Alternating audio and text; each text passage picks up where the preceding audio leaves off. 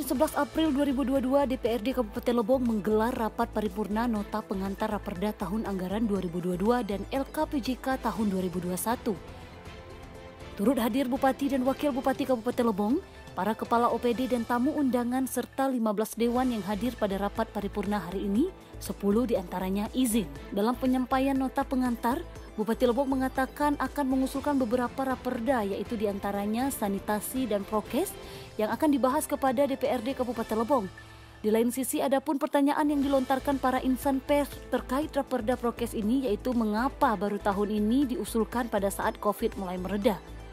Bupati Lebong Kopli Ansori hanya menjawab bahwa dia baru menjabat sebagai kepala daerah pada Februari 2021. Pada saat tahun 2019, Kopli belum menjadi kepala daerah Kabupaten Lebong.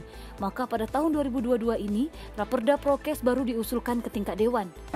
Oh ya, hari ini kita paripurna nota pengantar laporan pertanggungjawaban kerja 2021 serta raperda. Ada 2 raperda yang akan kita usul untuk dibahas di DPRD. Nah, untuk dua raperda itu sendiri menyangkut apa aja?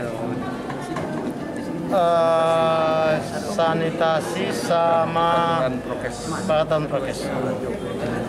Oh ya benar, COVID 2019 sudah mulai. Saya belum jadi bupati, ya, jadi sekarang saya dilantik 2021. Jadi 2022 ini kita sudah masuk karena pada untuk dibahas di tingkat dewan. Jadi di mana itu Pak Bupati? 2019 bukan kami bupatinya. Ya, betul. Mungkin Pak Wamu bisa jawab. Oke. Di lain sisi, Sekretaris Daerah Kabupaten Lebong Mustarani Abidin mengatakan bahwa akademis raperda terkait prokes ini baru selesai beberapa waktu lalu. Sangatlah besar jikalau COVID-19 akan melanda lagi. Untuk mengantisipasi hal ini maka dibutuhkan perda. Sekda juga mengatakan bahwa Perbub sudah sangat membantu, namun untuk memperkuat Perbub itu sendiri maka akan diperdakan.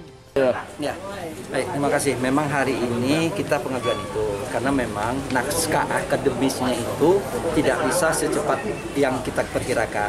Nah, naskah akademisnya beberapa waktu yang lalu itu baru sudah selesai. Nah, jadi untuk itu makanya kita sekarang. Nah, tapi kemanfaatannya saya pikir ini bukan tidak lagi, justru manfaatnya lebih besar. Siapa tahu ini kan melandai memang, tetapi belum habiskan. Nah, ini yang mengantisipasi itu kita butuh perda. Nah, kemarin sebenarnya Perbub itu sudah cukup membantu lah, tetapi untuk memperkuat Perbub kita, maka kita perdakan seperti itu. Sebenarnya tidak terlalu jauh beda dari Perbub yang kita buat. Artinya dengan disahkannya perda ini nanti kalau disahkan dewan ya, disetujui dewan, artinya kita akan melakukan operasi penerapan prokes lagi ya? Ya, sebenarnya bukan hanya perda, sekarang pun prokes masih tetap jalan. Dari lokasi, Tim Liputan Lebong TV melaporkan.